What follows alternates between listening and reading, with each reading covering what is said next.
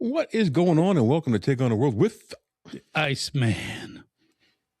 And Mike D, the Iceman. That was it. How's the Iceman doing? Hot, melting. It's so hot here. It's so hot. Well, though we have been having some pretty awesome storms at night, and I bet we'll get another one tonight. Yeah. Last night knocked my power out. I was out until right before you got here. There was a huge fucking tree down coming up the other way. The top of the hill? Yeah. Yeah, they just cleared it. They didn't do a good job. Well, that's the township for you. I was like, hey, and I had to drive in the grass to get around it. That's the fine work of the township. So, yeah, maybe it came down afterwards. I doubt it. No, it came down because that's the first thing Chucky called me. Actually, Chucky called me last night or texted me. He goes, "You need help with your generator?" I said, "It's already on, dude," because he's got the automatic thing now. Yeah. No. And he's like, he's living the life. He's like, well, I know sometimes you need help with it. And I'm like, no, it's prepared, dude. It's on. We're running. We're good. So that generator, I ever tell you a story about that generator? No. We got that generator at Aldi. Oh, you did say that. It was fucking Aldi. It was Deb got. What year was that? We've had it for like 15 or 16 years. They don't sell any kind of hardware equipment anymore. We had like 15, at least around here. 15 or 16 years. It cost us like $150. It runs the whole house, except we can't run the well and the hot water heater at the same time. Yeah, no generator can run the well water. That's like a standard thing. Like even around my place, when I was new, I'm like, we lose power around here a lot. And when I bought my house, it had a generator with it, the pull chain thing. And my neighbor was like, yeah, well, when you lose power, at least you can fill your buckets with snow, melt it, and then flush your toilets. I'm like, huh? Oh no, mine runs my well. It just it won't do both. Well, I think, and then to everybody, I guess they have the not the submerged, but the inline, and you always lose your prime on that. And so I lost power like 3 times before I got a different well pump, and I had to prime it every time. Well, I had to come over here and fill my gallons of water up until the damn thing broke, and I had to change it over. What a pain in the butt. No, I have switches in the boxes that are marked for power outages, which ones you turn off, which ones you can have on. So if I want to heat the water, I turn the well off, heat the water, turn the hot water heater off, put the well back on, then you can take a shower. Right. Well, I wonder if you're now, because that probably draws less amps. I don't know if you can run them both at the same time. I wouldn't try. Yeah. But that generator, it didn't even sound strained when it. Right. Every once in a while I get that and right. But overall it did well. That's good. The only thing I did is I unplugged the extra refrigerator. Yeah, that's good. It's good to have a backup. Because we had this fridge, the upstairs, one fridge down here, the upstairs fridge, the kegerator, and the freezer all running off of that. Yeah. Well, the kegerator is probably the most important. Yeah. You see how cold that beer was, right? It was cold. That beer was cold. We ain't let no beer get warm. So how you fix for food? It's all rotten. How you fix for beer? It's all cold. No, it does good for it. $150, and it's lasted all these years. It doesn't owe us a penny. Well, hell yeah, man. That's. It'll suck when we have to get another one, but out here you have to have one. Yeah, you gotta. I am surprised I haven't lost power at all in last year. Well, I'm waiting. If this one dies, I'm just go down to Chucky's and offer him a couple $100 for his old one. There you go. Yeah, why not? Yep. Because he still has his old one. He's at that whole house generator now. Automatically kicks on. He loves to rub it in. Yeah. Propane powered. Yep. You got to do nothing. You don't even hit anything. It just does it all itself. Yep. That's awesome. I think it's like a 30-second switch over.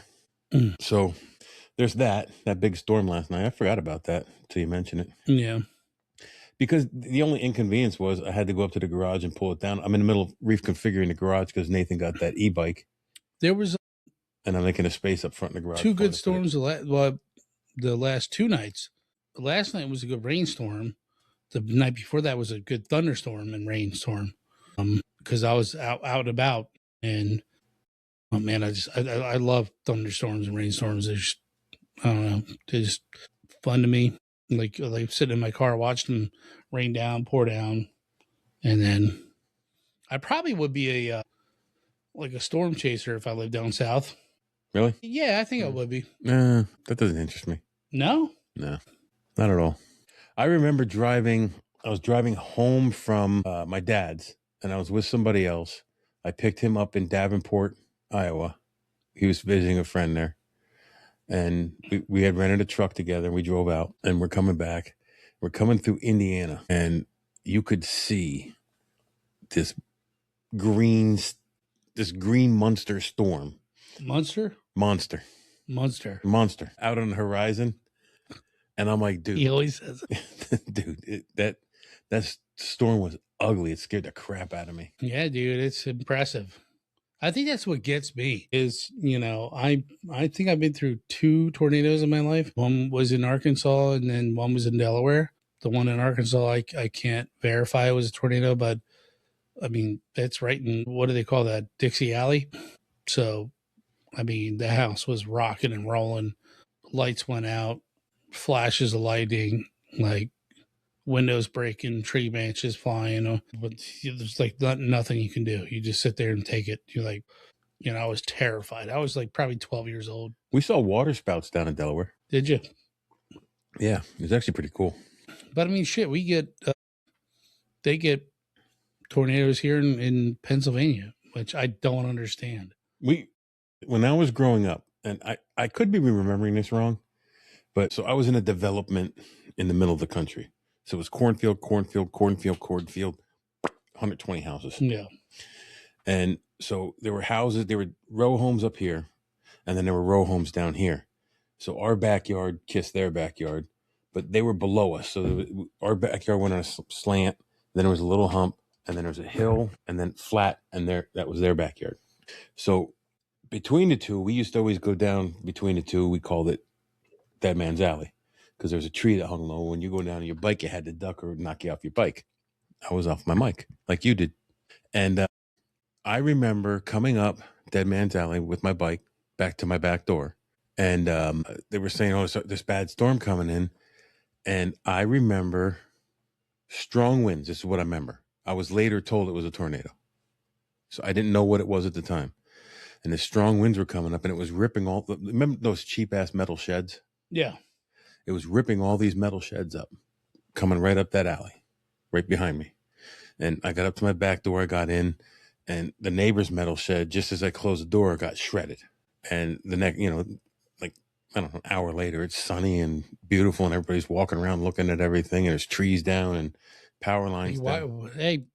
Why are your pants gone? Like, what? I don't remember how old I was. It wasn't my fault. And I remember them saying it was a little tornado. And I'm like, what? Slash your uncle. Slash your uncle. So that's my experience with that. Now, I don't know if it actually was. I'm sure it was. I mean, dude, like there was one when we went through, I drove through it after the aftermath. We were, I was in school.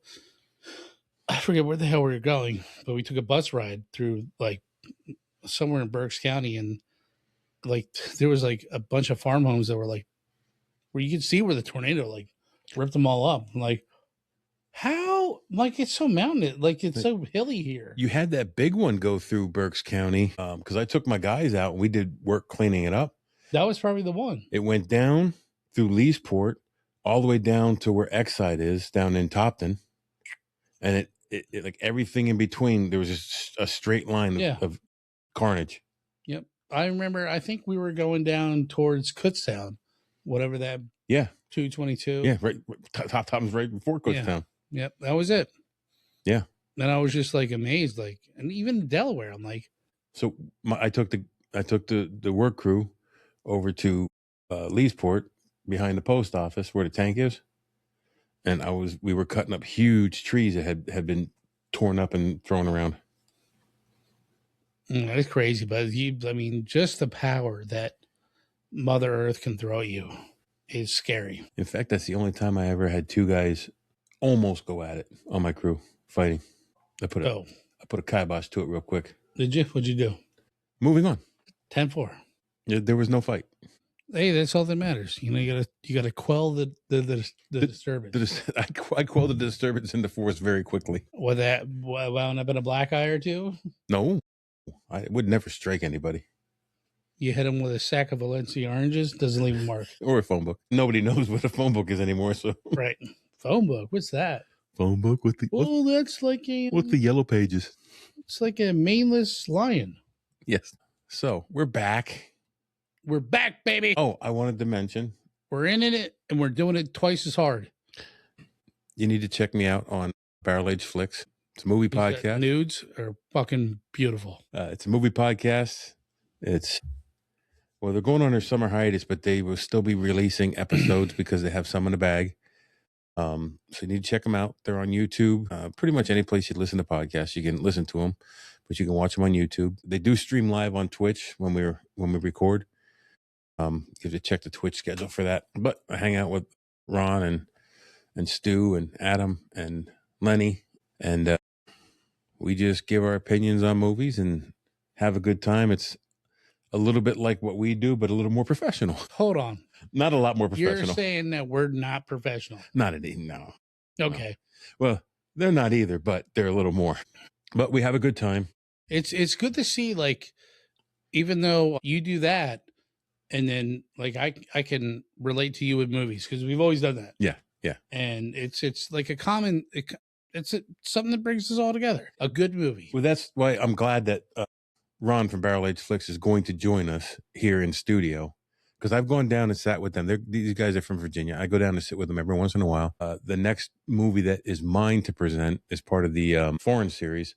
My foreign movie is one that John and I both love, which is All Quiet on the Western Front. Yes. And it's actually the remake. If anybody has listened to me ever, either on this podcast or any other podcast I've been on, I'm sure I have mentioned I despise remakes. But this is one that I think that this is worthy. The music is what makes this one better. Yeah. It's just I fucked that all up. But just the music gives you a chill and gives you suspense in this movie. And that's what I love about it. So that is my movie to present to Barrel Age Flicks. We'll be doing that it'll come out towards the end of summer. And then we'll be doing our Halloween series. And I still haven't picked a Halloween movie. I know. I can pick a Halloween song for you. I don't need a song. I need to pick the proper Halloween movie. I know, but you need something to lead up into your... But Halloween movies are Misfits Halloween. Are my genre. The Misfits Halloween song. We can't open with that because it's copyrighted. Not bad. All right. So, do you know we got a copyright? Two of our episodes, I use Barrel Age Flicks promo on it, and they use a classical music. You got a strike on that? No, we are banned in like Ethiopia, Kenya. All our listeners in Kenya can't listen to us. God damn it, we're fucked. Singapore, like all of our foreign listeners are banned from hearing those two episodes. Why would they do that? Honestly, I don't know. I got so many complaint emails. Why would they ban you because you used a copyrighted song? Written in Japanese, Chinese, Kenyan. I couldn't understand them anyway, but I'm sure they were complaining that we weren't on. And let me throw you $1 so you keep us online. You know what? I'll play it on guitar and acoustic. They'll never recognize it. Do a heavy metal version of it. Anyway, Ron will be up here. We'll be doing a Fright Night comparison, new to old. Hell yeah. That's awesome. I know which one wins for me. I know which one wins for me. Oh, you're going to disappoint me, aren't you? No. So we're going to do it. We're going to do that one in my style, but we're going to add their style to it. So they give pint reviews at the end. So it's up to 5 pints. Is this a pint? This is a pint. Fuck. So it's up to 5 pints. And you have to do 5 pints for enjoyment and 5 pints for critical. Wait, all right. I'm confused. So critical is how the movie was made. The acting. No, I got that. But how do you, you'll have to tell me later. Well, 2.5 is average. Is there a Malort involved with any of There this? may be. Shit. But I get my shit on gear. I'm running out of Malort. I might have to get another bottle. You're definitely going to have to get another bottle. So you should have the redemption Malort shot. I doubled you.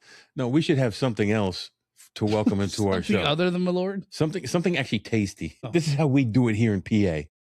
We don't try to kill our friends. What would we do in PA? What would be a Rye? Rye's a PA spirit. So I'll make rye old fashions for us. You haven't had a rye old fashioned. I was gonna say, if I leave tonight, which I may not, I want another old fashioned. Okay. All right. They're so good. Well, I want the one you made. I'm gonna make you a rye old fashioned. They're better. I'm gonna make you a rye old fashioned with the orange, which is a Pennsylvania old fashioned. There's another one. There's many types of old fashions, dude. I might have to try them all. And it starts. Just saying. I got off this weekend. The holiday. What's the holiday? Flag Day. Oh shit! I forgot about that. Yeah. That's the only holiday I ever went into work. The first year I was outside. You remember that? Yeah. Because Marty looks at me. I don't know why Marty must got called in, and he looks at me. He goes, "The fuck you doing here?" I'm like, "What do you mean? I'm coming to work." He goes, "It's Flag Day, you idiot." I'm like, "Fuck." We need to do something to honor that man. Yeah, we do. We need to have his fucking kid on here. I still have a pair of his boots upstairs. Mm. They didn't. His big old 11. They're 11 brand new. Foot. They're brand new Cabela boots. Yeah, big boats. They were too big for. I thought I could fit in them. They were too big for me. And I never. You have like a size 13. What? Oh, no, wait, no, you don't. You got small feet and No, I got tiny ears. I wear 11 and a half or 12. Those. Marty had big feet. Yeah, he did. Really big feet because I don't fit those boots. But I never had I didn't want to give them away to anybody. Nah, don't give them away. And I didn't want to sell them. Don't sell them. They're not gonna hold up. But I've had them since he's passed, and I feel bad. There's some homeless guy out there that could use boots. They're old. You're gonna fall apart. No, they're brand new. I know, but the glue doesn't hold up after so many years. You know what I mean? They're brand spanking, never been walked on. I get that, but they deteriorate. I'm gonna smack over the you. years. I think we should throw them with a power line. And I'm not throwing them over a power line. Where we at, Philly? Jesus, we've got class up here. He's like, what the fuck were you thinking, asshole? We dump a chetty in them. That's what we do. We don't throw them over a power line. What are you going to do with them? I'm probably going to take them up to the donation. I want to make sure that someone who needs them actually gets them. Yeah. Because they always need big sizes. Yeah. I don't know. I just feel bad. Yeah, I get it. I get it. Like, it's one of the last things I have of Marty. Yeah. But Nathan still has his deer call. Because Marty gave my son a doe call, a bleat. And and every time we'd go out, because my son would go out with me and Marty hunting since he's like 8 years old. We'd sit in that thing. And I didn't care if a deer never came in. It's that time we spent together that was freaking awesome. It was so awesome. Like, you never, even if you're not a hunter, like if you just go sit in the woods with your kid, it's just, I love my kids so much. And I think that shows, if you ever listen to this show, how much I love my kids, it's evident. Both of my kids have been on my show with me, and I love that. I love that I got to spend that time with them. But when the three of us were out there, it was like neither me or Marty cared if a deer came in. Nathan could be a little loud when he was younger, and he wanted to bleat that thing like every 2 seconds because it was cool. It was a cool thing. Marty could forget his ammo. Yeah. Well, that was in the later years. Yeah. That was after Nathan got his license. One year he forgot his ammo. We did fucking dig him up about that. One year he forgot the bolt to his gun. He had his gun. He had the ammo. He didn't have the bolt. I love the dude, man. Yeah. And I'm like, well, I'll get you another gun. And he goes, nah, I'll just go sit with you. Yeah, that's how he was. Because he just wanted to sit with us. He didn't give a fuck. And he shot plenty of deer in his life. And then he wanted to make sure your kid had fun and shot a deer. Well, and then he gave Nathan the bleat. So Nathan still has it. Yeah. But that last year he came out. Cocksucker. It was. So wait, what is this? It was, the last year was very hard because we had to help him up into the stand. Yeah. I wouldn't let him have his gun. I wouldn't give it to him. Yeah, I remember you said that. Because it was. Jesus Christ, he would have shot your ass. Like, what'd you say to me? No, it wasn't. He wasn't like that with me. No, he got belligerent with me. He never got that belligerent with me, except that day when I was helping him with that hot water heater. Because he was turning stuff, and I'm like, Marty, what are you doing? That was, yeah. I was involved with that, and I asked you to take over. Yeah.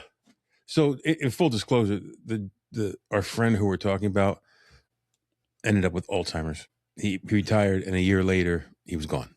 Yeah. So he had Alzheimer's, and he was a hell of a mechanic. It was so hard to watch because when it came to HVAC stuff and plumbing, the dude knew his shit. All the plumbing in this house, all of it. Yeah. He didn't do it. Everything I learned from him. He showed me at work how to do it. I came back and did it. When the inspector came in this house to inspect my plumbing, he said to me, I've seen master plumbers do sloppier work than this. It was good. He goes, good. He goes, I'm amazed at the work you've done here. He definitely knew what he's doing, but towards the end, you had to watch him. Yeah. It was start turning things like you said. Yeah. And I didn't know nothing about gas hot water heaters. Like, what do I know about it? I remember sitting there, the down what you were saying, and I was like, hey, I mean, Marty, what did you just turn? And he's like, and I was like, crap. And then I had to go back and look at everything, and it was hard. It was hard to watch that decline because I had already watched it with my grandmother. Yeah. And it was rough. I love that dude. I love his wife. I love his son. It was and for me too, I don't even know if we should talk about this on here, but maybe this might be a private fucking thing. I don't know. But going through No, I think awareness is a huge thing with Alzheimer's and it is. It was like and dementia. Right after he retired, and you think he's going to have a good life. I'm not saying he didn't have a good life, but he's going to retire and this was his time. Go on vacation. Yeah. And but it was not that, man. It was like, I lived close to him, and I would come over routinely to help him because he slid out of his chair or whatever. And it's just, dementia sucks, dude. Dementia should be eradicated. It's the worst thing to see a buddy of yours. Yeah.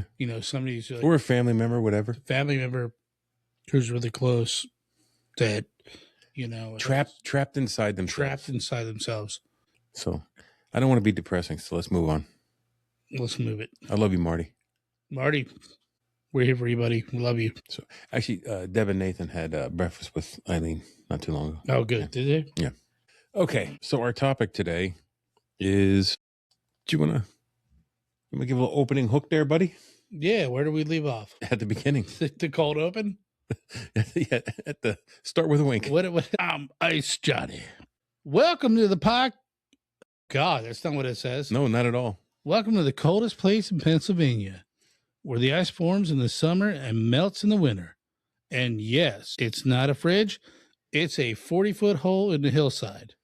Pause for a chuckle. I hate this shit. Chuck. You do. So I'm not reading a fucking script. That's not me. Anyway. You just tell me what you want me to read. We're going to start talking about. We're talking about, was it Coudersport? Coudersport Ice Mine. Yeah, the ice mine. Or in Pennsylvania, as we know it, is the ice hole. Love Cave? Ice Cave. Your cursor was... It's Pennsylvania's summer ice cave. This place is so unique, and you could visit it. It's in Potter County. Oh, that's way up north. Yeah. That's almost on the New York, western New York border. So this place has ice in this, they call it a cave. I think it was the start of a mine. I'm not sure. It has ice in it all summer, from spring through fall. And then all winter, there's no ice. Like it makes no sense. Yeah, that's weird, man. How does that... Is there some kind of underground convection going on, or it's what? Something like that. We're going to get to it, Johnny. Jump ahead. Thank you. Yes. Never disappoint. So it was discovered in, guess when? 1894. Oh. Staying with the 1800 theme, buddy. Yes, sir. A group of prospectors were digging for silver. Oh, we're some prospectors. They're looking for a cave that has some coal coming out of it. So old Johnny Dodd was walking around with his divining rods. I lost my pots and pans in this old cave with my dowsing rods. It was a 90-degree day, and he found something, and he started digging. My dowsing rods started circling each other. And he started digging, and he hit ice. Instead of finding ore, he hit ice. And we didn't hit ore. we hit ice. Now, Pennsylvania typically known for cold and not ice in the middle of summer. There's too much Southern accent in that. You need to get some more I'm like Shelby Foote. You need some more Schuylkill County in that. And then the sergeant told us there was a bird overhead that said, "Hooty hoo, howdy ho." And I said, "Who there making that noise?" He says, "Sergeant, that ain't me. That's some private making that sound. Not a who, not an owl." Totally made up shit. So yeah, he was using divining rods. Found a spot to dig, starts digging. Wait, divining rods? Yeah. No, dowsing rods. It says divining rods right there. I've always known them as dowsing rods. Okay, and I've always known them as divining rods. Who's more divine, you or me? Me, of course. I do declare. Well, you be divine and then I'll douse you. Jesus Christ. How do you make everything so gay? How do you do that? I don't know. Just what I do. Okay, to clarify, this is not the classic snow cave like Crystal Cave. Snow cave. Yeah. A show cave. Like, if anybody's heard of Crystal Cave, you can walk in it. There's I've still never been there. Stalagmites everywhere. I've been to caves in Arkansas. Beautiful. Arkansas? Yes. And I would assume it's the same. Fucking you should go there. That's all I got to say about that. When I was young, I went to Crystal Cave. I couldn't go there now because my claustrophobia would kill me. The cave is about 40 feet deep, 8 feet wide, and 10 feet long. That's not for me. Not for me. Not for you. Not for my Longfoot feather friend.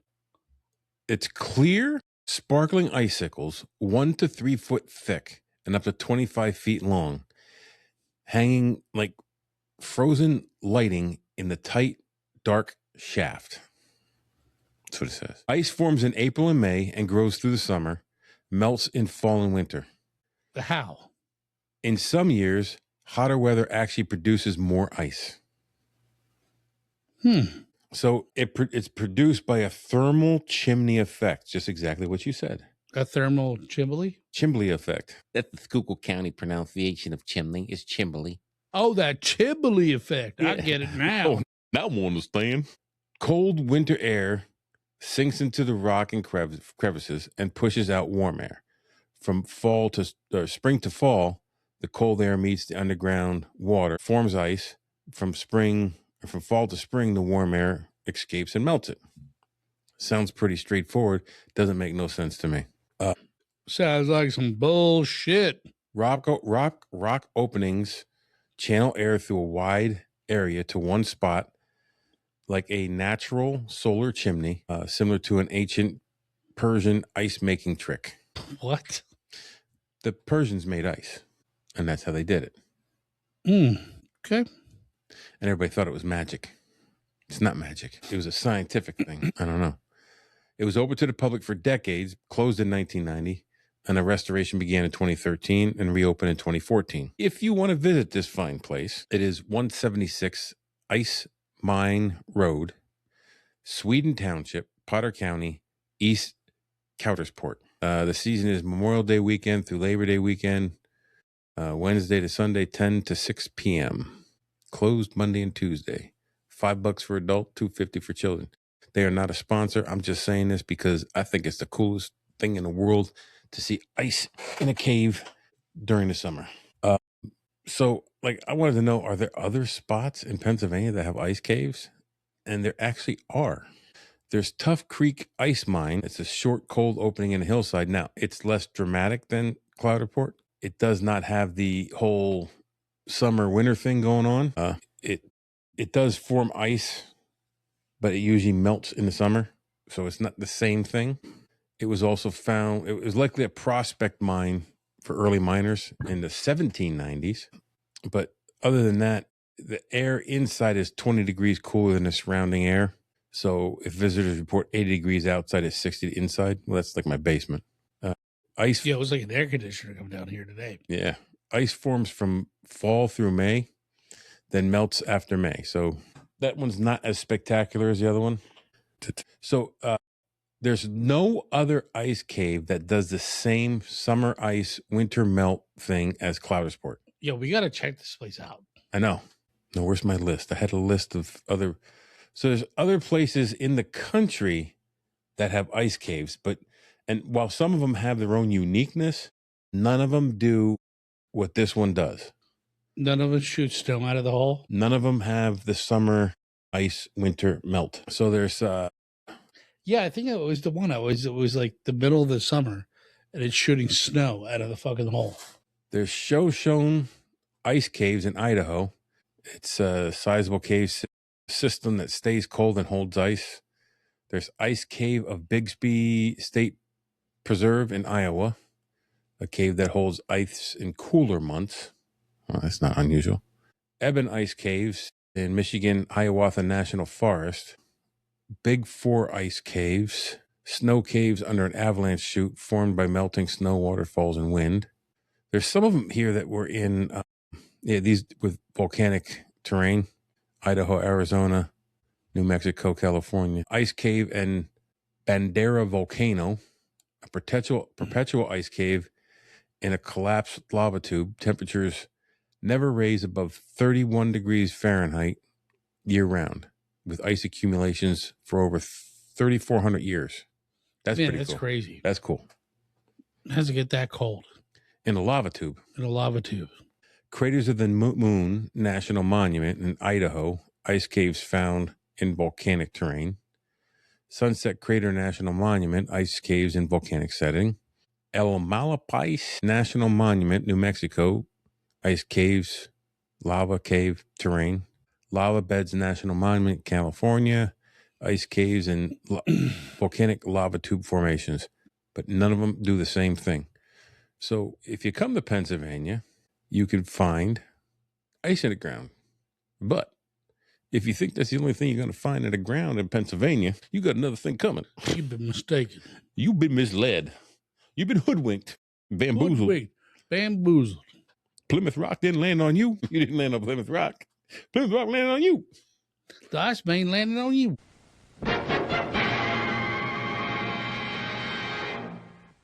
And we're back. So we were talking about ice holes. If you come to Pennsylvania, if you think the only thing you're going to find underneath the surface of the ground is ice, you got another thing coming. You're wrong. Wrong again. If you dig down in a certain town quite close to us, You're going to dig down in a certain town. you're going to find fire down below. Fire. Coal fire. Coal fire. In 1811, there was a town called Bull's Head. They later changed the name to Centerville, and then later changed, when it was incorporated, to a little town called Centralia. The first coal mine in that area was 1842. The borough of Centralia Borough was incorporated in 1866. So we're going back to the roots of the Molly Maguires here. Yes, sir. Back to the roots. So this mine fire started in May of 1962. So there's No, wait, 19 or 6? 8? Yeah, you're right. 1962. Okay, I can read. So the way it started is, well, there's several theories, and it's disputed. So official theory is the fire reportedly started as an intentional controlled burning of residential trash in an abandoned strip pit or surface mine that had been left open after being evacuated around 1935. It's about 75 feet wide and 50 feet deep. And they said why it spread is because it lacked the proper constructed non-combustible shale barrier. So the trash was spread to An underground coal mine? burnable refuse, like drop-offs. So there was like coal there was coal dust, there was broken timbers, there was all kinds of stuff that was laying on. They just burned the trash on top of it. Wood. And then it seeped into a nearby mine, working its way underground. There's an alternative theory, which is a popular story, not proven. Some accounts say firefighters cleaned up the town landfill ahead of Memorial Day parade and lit the trash and left it, and the fire seeped down into a hole leading to an underground coal mine, igniting a coal seam. Either way, doesn't matter. It was set by us. That thing's on fire. Legit. So now, that's 1962. They didn't realize that this was burning until 1981. Are you serious? So residents started Serious, Clark? I'm serious, Clark. Residents started to notice that snow was melting on sidewalks in the winter and could smell methane on certain days. The fire produced sulfurous flames and carbon monoxide that seeped into homes. Ground danger. The fire weakened the ground and it started creating sinkholes. In 1981, an 80-foot sinkhole nearly swallowed a 12-year-old boy in a neighbor's yard. And I'm assuming this is when they realized, holy shit, we got a problem. He was pulled out by his cousin. They started dumping wet sand into the holes that they drilled in the surface to choke off the air supply. They also tried pumping air into tunnels to alter the combustion. And none of these things put the fire out. It had been burning for almost 20 years. Yeah, almost 20 years. The rate of advance of this fire, well, it reaches down about 300 feet. It covers 6 square miles.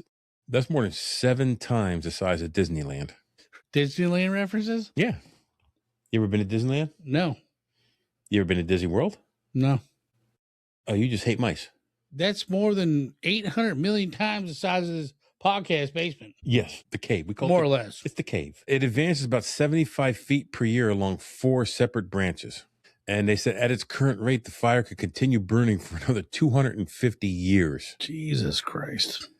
Centralia had about 1,500 residents before the fire became a crisis. In the 80s, the town was mostly abandoned.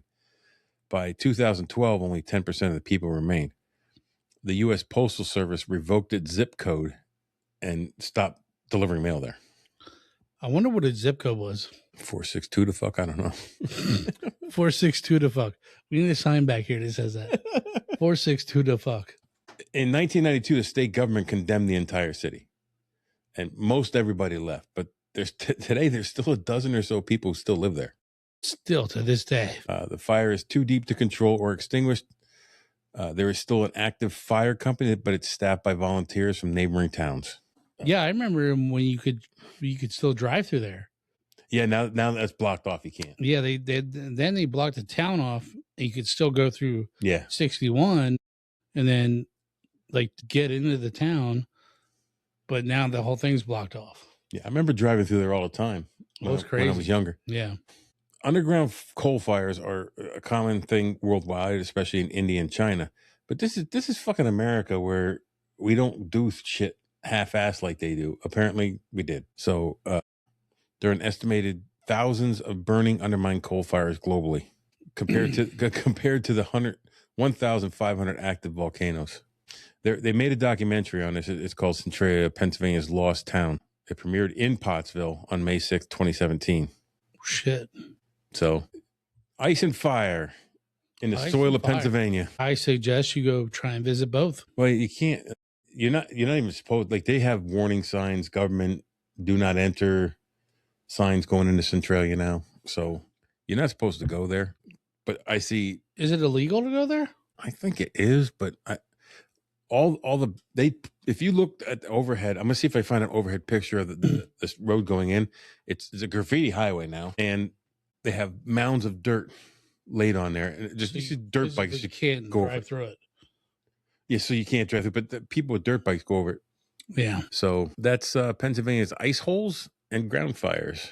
So we took on the ice hole of Pennsylvania. Man, we really got a little bit of everything here. That's why I love Pennsylvania, bro. Pennsylvania used to be a very strong Second Amendment state, and it's slowly weakening. And if that goes, I'm out. Time to move up north. Time to move to Texas. Texas.